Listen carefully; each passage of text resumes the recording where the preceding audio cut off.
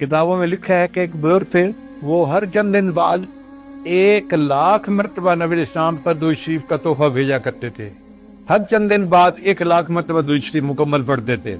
ایک دن ان کو خواب میں نبی علیہ السلام کی زیارت نصیب ہوئی تو انہوں نے دیکھا کہ نبی علیہ السلام کے سینے انور کے اوپر کچھ زخم کے نشان ہیں۔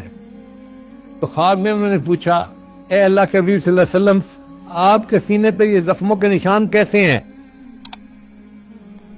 کیا یہ کفار کی وجہ سے آپ کا سینے انور چھلنی ہوا ہے؟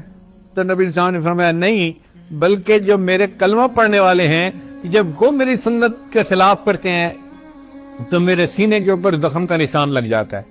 مجھے کافروں سے گلہ نہیں، وہ تو کافر تھے، وہ تو مانتے ہی نہیں تیری، مجھے گلہ اپنوں سے ہے۔